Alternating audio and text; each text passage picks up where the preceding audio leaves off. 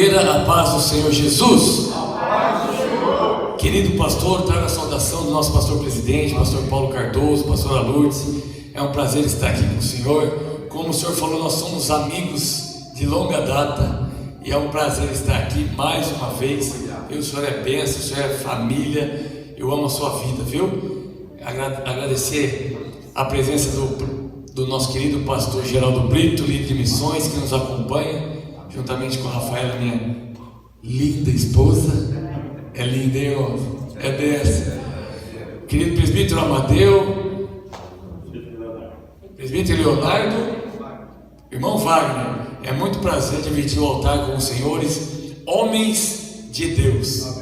Amém. Glória a Deus. É, Senhor. Aleluia. Por gentileza, com a permissão do nosso querido pastor, peço que se levante em nome de Jesus e abra sua Bíblia em Mateus 26.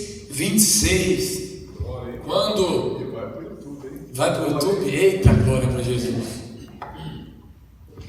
Quando ontem eu tive a ímpar oportunidade de, casualmente, no final do culto, no estacionamento da van, encontrar com o profeta, com o anjo desta casa, e foi me ofertado este convite, de pronto eu já aceitei, porque Deus não faz nada por acaso, né, irmãos?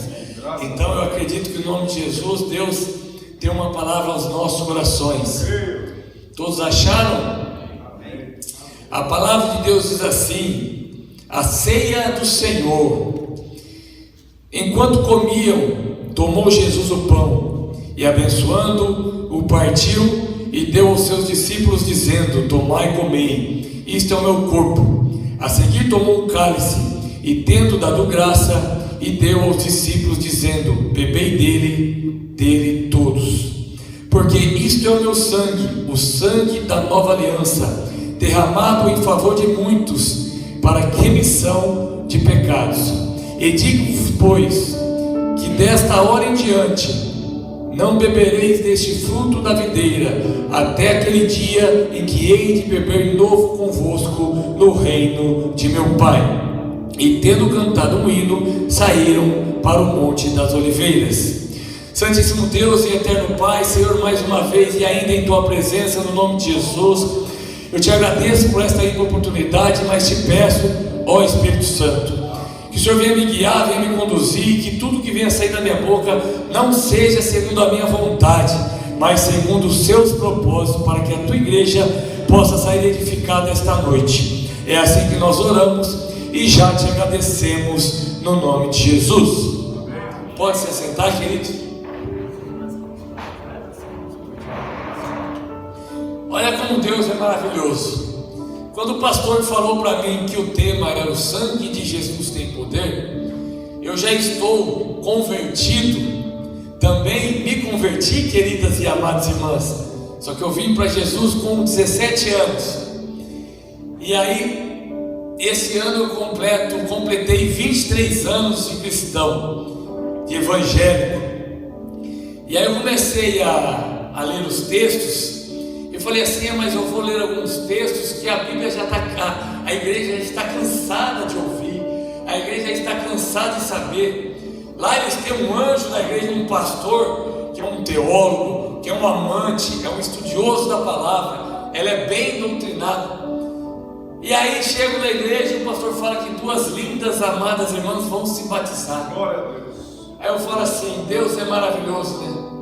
Porque não sei se deu tempo ou se não deu, mas eu tenho certeza que algumas coisas as irmãs irão aprender hoje, e o nome do Senhor Jesus mais uma vez será glorificado.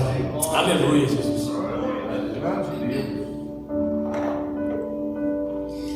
Queridos irmãos e irmãs, o sangue sempre teve um papel muito importante na terra.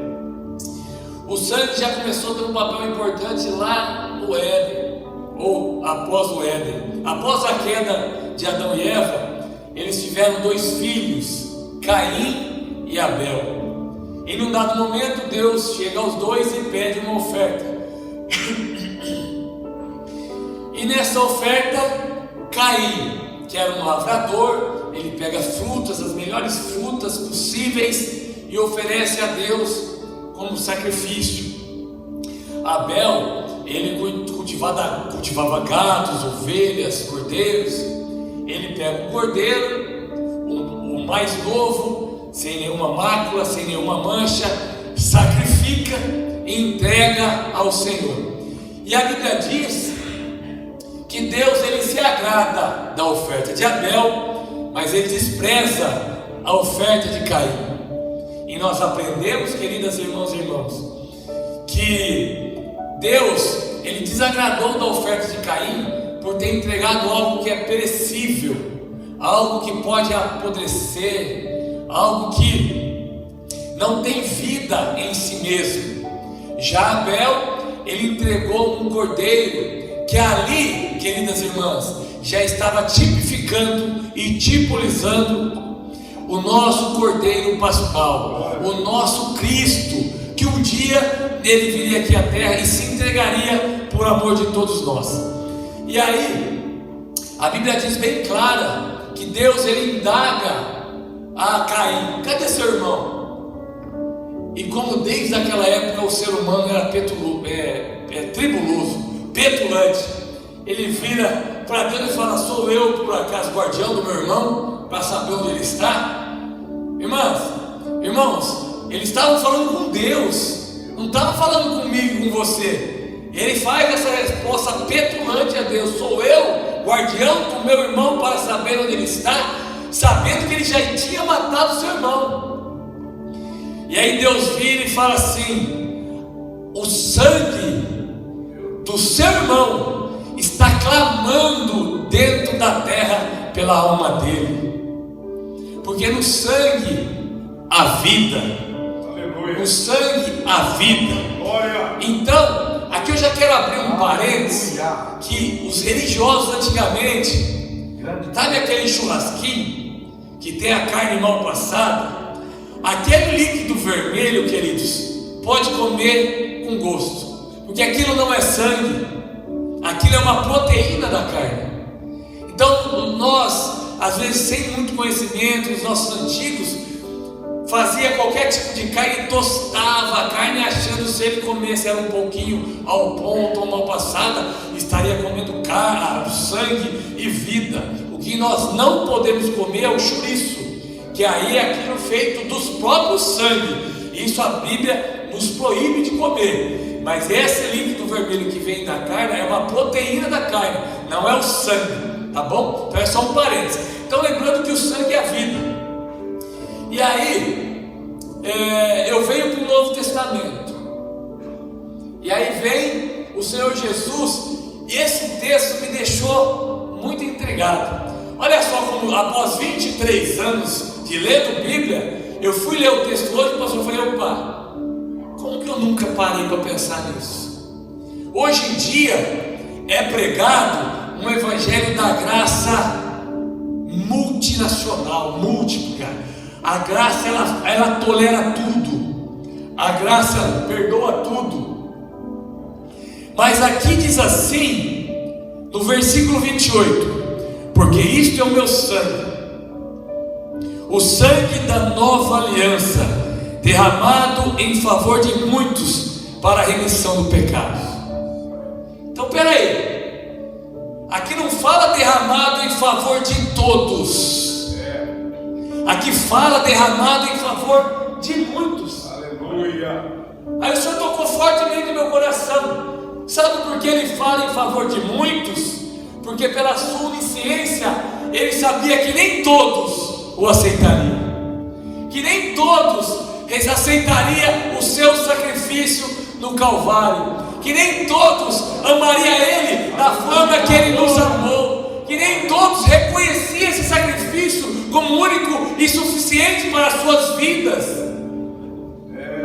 A gente vê o poder, o glorioso poder e sabedoria do nosso Deus na pessoa de Jesus enquanto esteve aqui na terra, que ali ele já disse, já deixou uma declaração para nós: é derramado em favor de muitos. Todo aquele que nele crê não pereça, mas vai ter a vida eterna.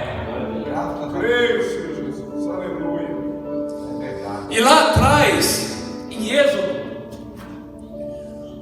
através do servo de Deus, do amigo de Deus, Moisés, que começou a boa obra, que começou a instruir o povo de Deus. Todas as leis da terra são baseadas nas leis de Moisés, nos 10 mandamentos. Se hoje o ser humano sabe que matar você vai ser preso é errado, é porque está nos 10 mandamentos. Então, quando eu vejo, queridos, um ser humano de hoje, com 30, com 20, com 40 anos, achando que a Bíblia ela está ultrapassada, achando que a Bíblia ela está retrógrada, querendo mudar a Bíblia para enquadrar os tempos de hoje, eu falo, meu Deus, quanta ignorância nossa do ser humano, onde achamos que nós somos alguma coisa.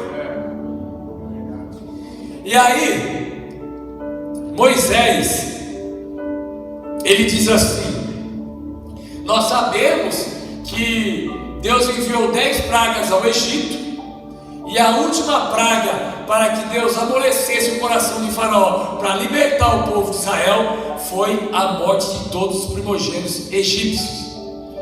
E aí Deus deu uma ordem a Moisés. Chamou, pois, Moisés todos os anciãos de Israel. Ele lhes disse: escolhei e tomai um cordeiro, segundo as vossas famílias, e imolai a Páscoa, sacrificai-o a Páscoa.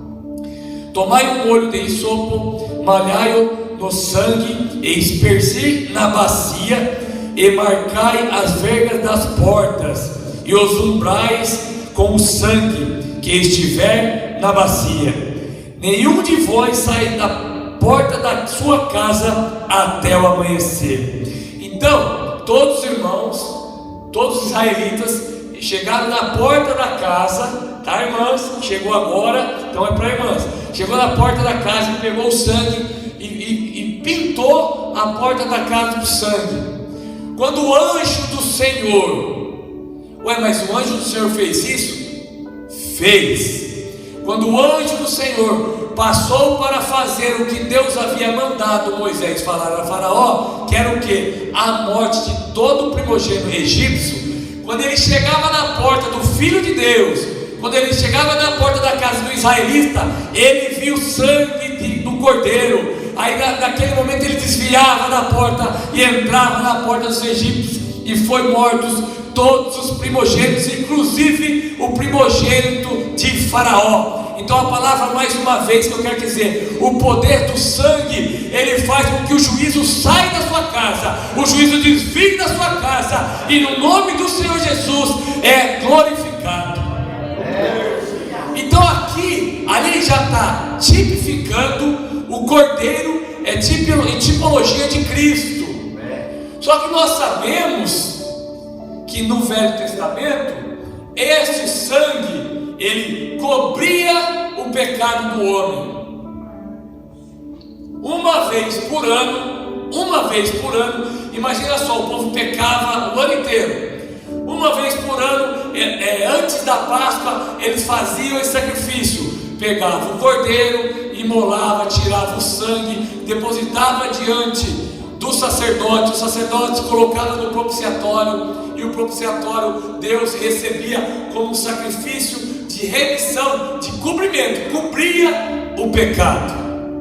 Mas eu tenho uma palavra para vocês.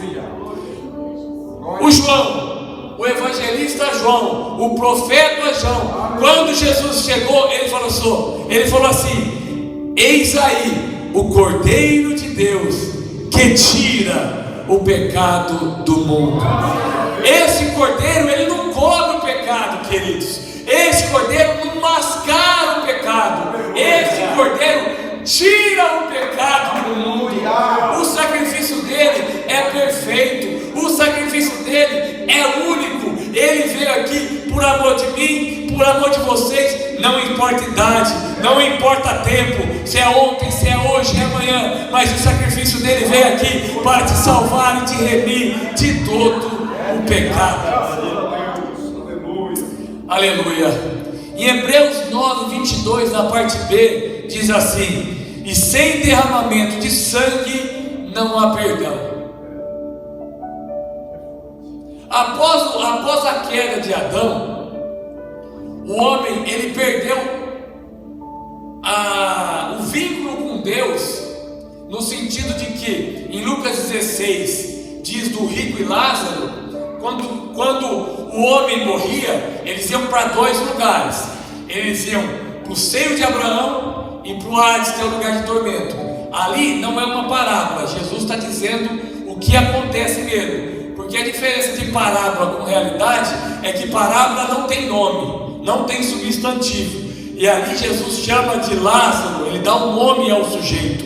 Então ali não é parábola, ali Jesus estava explicando o que acontece após a morte. Então a Bíblia diz que o salário do pecado é a morte. E Satanás, ele tinha o poder e direito de matar o pecador. Então de Adão até Jesus, todos haviam pecado. Só que em Gênesis 3 tem a promessa que da semente da mulher nasceria o varão, e esse varão pisaria na cabeça da serpente. Então todo homem, queridos, todo homem que Deus levantava como destaque no meio do povo de Israel, Satanás achava: ei, será que é ele? Aí de repente Deus levanta Abraão. Aí Satanás: será que é ele? Aí de repente Abraão vai na terra dos estranhos e mente para o rei falando que a sua esposa não era. Opa, já derrubei ele, pecou, então não é ele. Aí vem Isaac, mais uma vez Isaac vem e mente igual o seu pai fez, não é ele, então vamos para o próximo. Aí vem Jacó, aí Jacó vai, usurpador, engana, trai o seu irmão, engana seu pai. Esse não é de jeito nenhum. E assim vai passando, queridos. Davi adulterou, e vocês conhecem as passagens dos grandes homens de Deus. E aí vem Jesus. E Jesus veio, aos 30 anos ele começa o seu ministério, e em todos os momentos o inimigo tenta fazer com que ele caísse. Mas aí nós sabemos que ele passou todo esse período ilibado, sem mancha, sem mácula, porque ele sabia que o sangue dele compraria a mim e a você novamente para Deus. A Bíblia fala: os seus pecados fazem separação de mim e ti. Deus disse isso. Então, através do sangue de Jesus, a obra ela é completa. Jesus, ele subiu ao trono de Deus, e lá há um propiciatório, assim como havia dentro do tabernáculo, há um propiciatório. E Jesus, com a veste salpicada de sangue, pega o seu sangue, deposita no propiciatório e fala: Senhor, o ser humano que me deste é meu, eu paguei por bom preço, não é mais de Satanás, eu os resgatei das mãos de Satanás e trouxe para a sua maravilhosa luz. Esse é o poder do sangue de Jesus. Em 1 João 1,7 diz assim: porém andamos na luz como ele está na luz, temos comunhão com os outros, e o sangue de Jesus, seu Filho, nos purifica de todo o pecado. Mas vocês percebem que aqui tem uma condição. Diz assim, ó: se porém andarmos na luz como ele está na luz. Nós precisamos ter essa consciência. Nós aprendemos através da palavra da Bíblia que o reino de Deus, ele é tomado pela força, ou seja, nós temos que fazer a nossa parte. Então, se Jesus andou na luz, como nós andaremos com ele na luz? Conhecendo a tua palavra. Nós conhecendo a palavra de Deus, nós sabemos qual é a vontade de Deus. E aí, acontecendo assim, pelo sangue de Jesus, nós somos purificados de todo o pecado. Em Romanos 5,9 diz assim: como agora fomos justificados por seu sangue, muito mais ainda, por meio dele, seremos salvos da ira de Deus. Aleluia!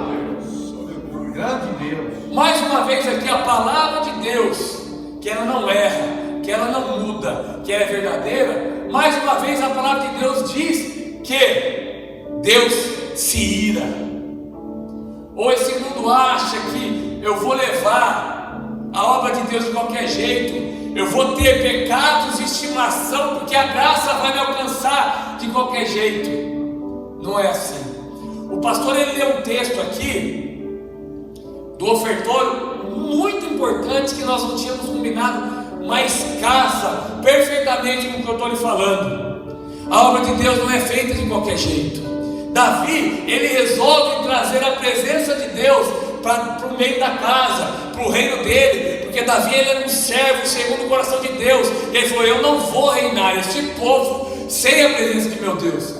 Mas só que Moisés, ele tinha escrito qual é a forma necessária de fazer a adoração a Deus, como é os rituais necessários para conduzir a arca. E como que era a forma para conduzir a arca? Ele pegava os filhos dos sacerdotes, os levitas.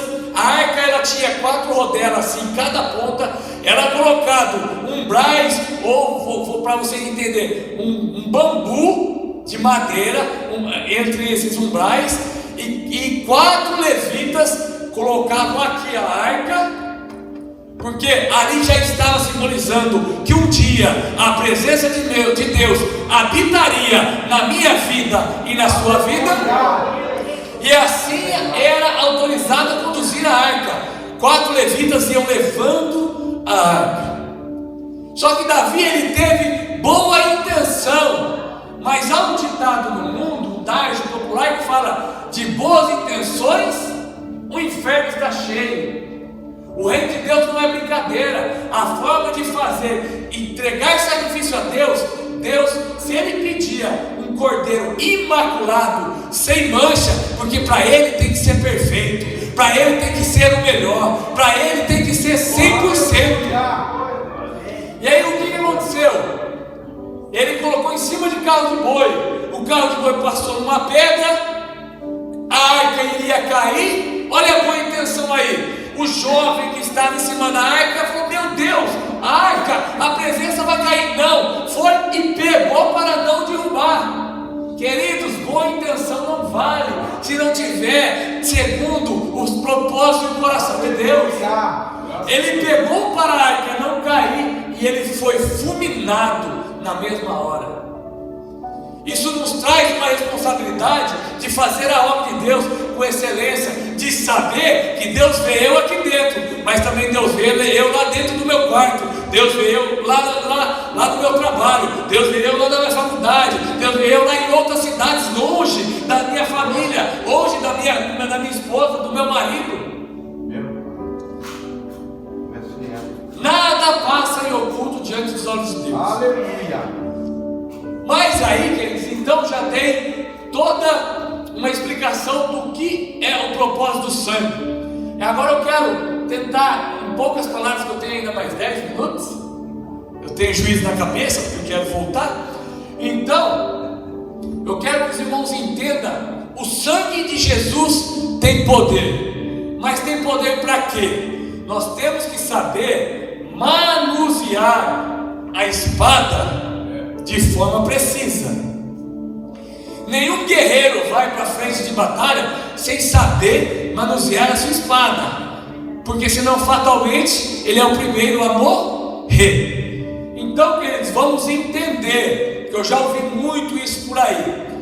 Qual que é o propósito do sangue de Jesus tem poder? O propósito é único: te limpar, te purificar, te santificar, te justificar diante de Deus. Esse é o propósito do sangue de Jesus. O sangue de Jesus ele tem poder para isso. E falando sobre isso, o que é muito importante você salientar na sua mente e guardar nas tábuas do seu coração.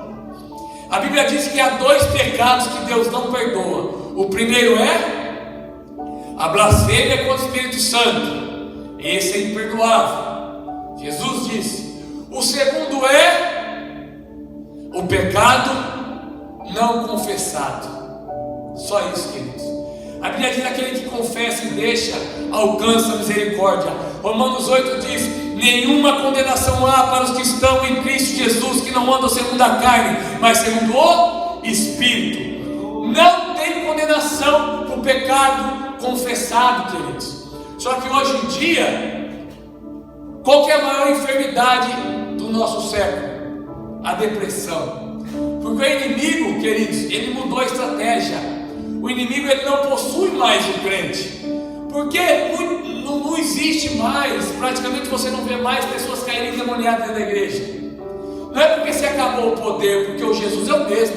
O Espírito Santo que habita no meio da igreja é o mesmo. Só que ele alterou a sua forma, a sua estratégia de agir. Porque ele entendeu que o crente conheceu o poder que tem no nome de Jesus. Então, a partir do momento que a pessoa cai endemoniada, vai um santo do Senhor lá, em nome de Jesus, sai. Ele tem que sair. E naquele momento que ele sai, a pessoa, ela volta à clareza, aceita Jesus, o Espírito Santo entra. Essa casa, ela está ocupada. E onde a presença do Espírito Santo, ele não tem mais habitar. Glória a Deus. Então, o que ele fez? A doença do nosso século agora, ele oprime as mentes.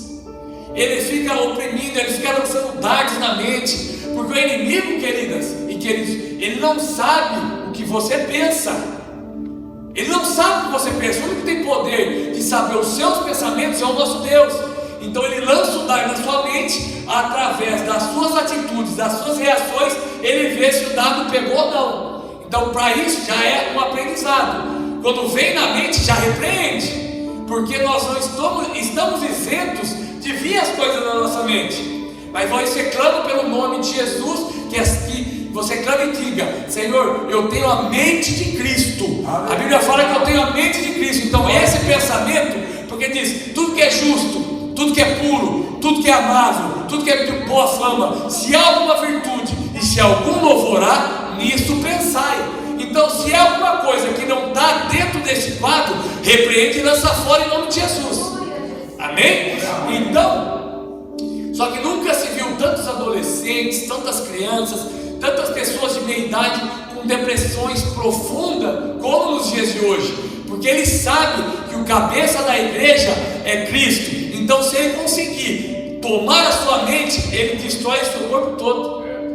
Então, não permita que nenhuma falha, nenhum erro, nenhum pecado fica oprimindo a sua mente, porque o sangue já pagou o preço. Se você confessou diante de Deus, a Bíblia diz que Deus tem o poder de esquecer, lançar no mar de esquecimento, e deste pecado ele não se lembra mais. Eu vou te dar um exemplo. Estou eu fazendo academia com meu amigo Pastor Regis. De repente, ele com peso de 50 quilos no braço, que ele é muito forte, ele derruba o peso no meu pé. Meu Deus, aí ele com essa forma mansa dele: meu irmão, pelo amor de Deus, me perdoa, me desculpa, que foi sem querer. O que eu vou fazer? Naturalmente, é claro, está doendo, mas é claro, eu te perdoo, meu pastor. Perdoei ele com toda certeza, mas eu esquecerei? Não.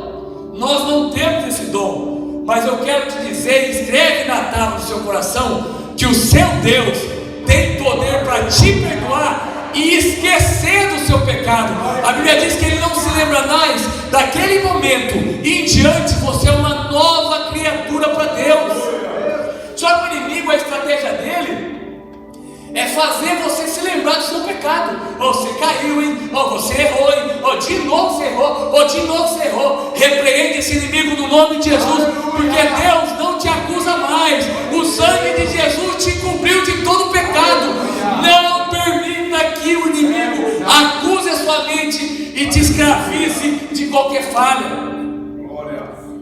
Para eu encerrar só esse ponto, eu digo o seguinte: eu sempre digo isso aos nossos adolescentes, para eles não ficar nessa briga espiritual.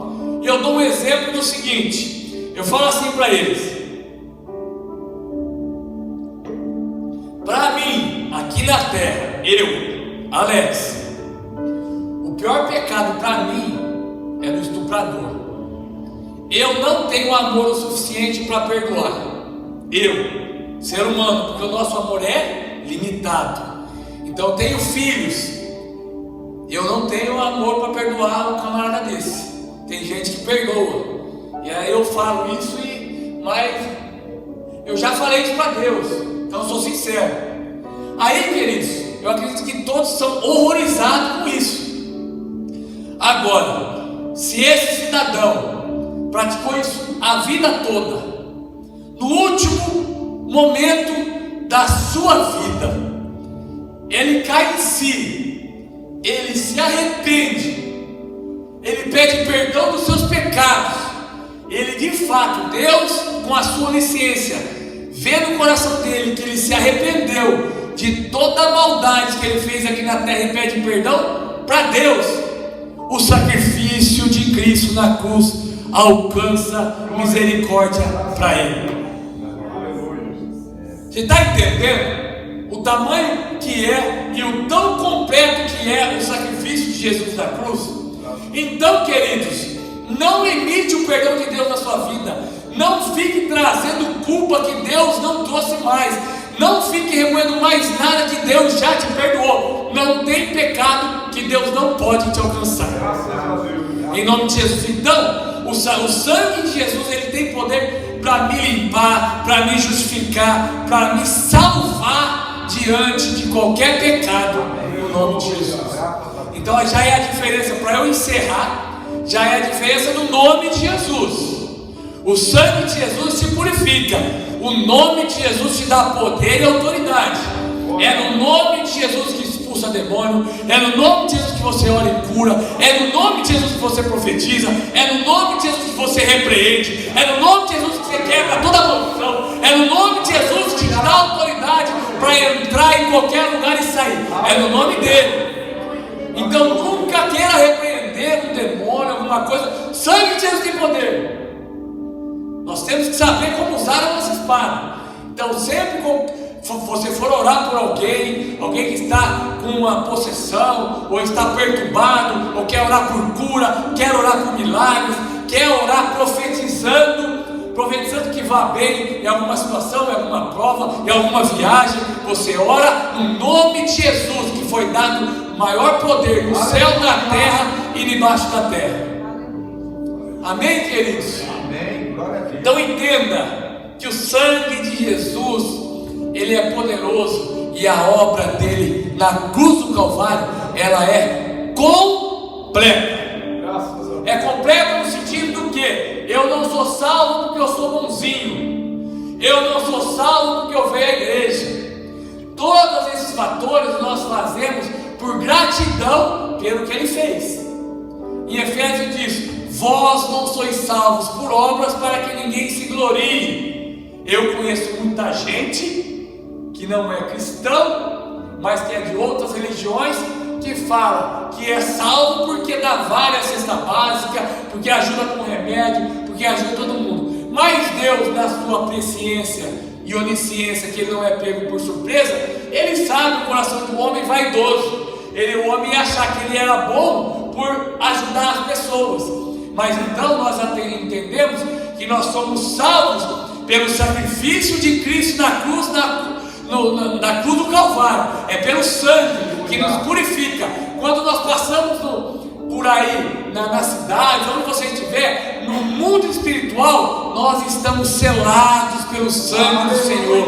O mundo espiritual, olha para mim, olha para você, ele vê a marca do Cordeiro. Então na sua vida, o diabo não pode tocar, porque o sangue de Jesus está sobre a sua vida.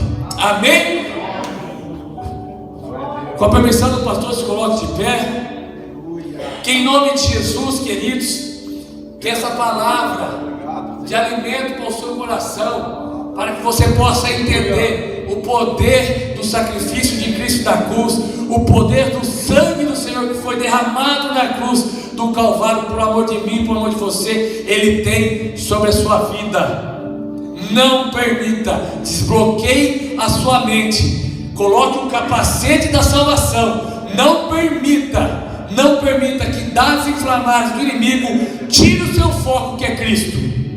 O seu foco tem que ser Cristo.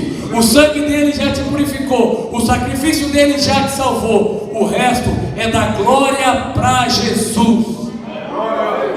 Oremos ao Senhor. Grandioso Deus e eterno Pai, Senhor, mais uma vez nós te agradecemos, Deus.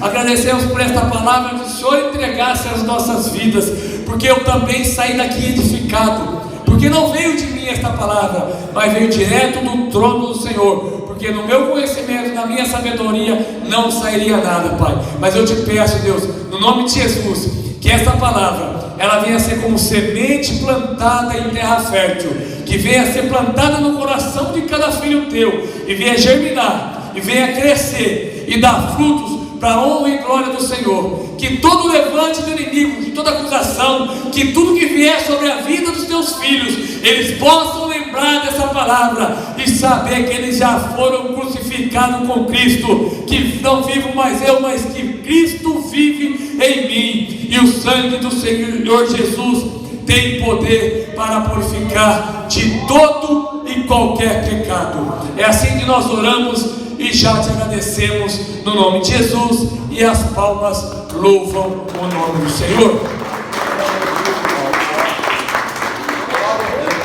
Glória a Deus, irmãos. Quantos foram abençoados pela palavra? Amém. Graças a Deus, né?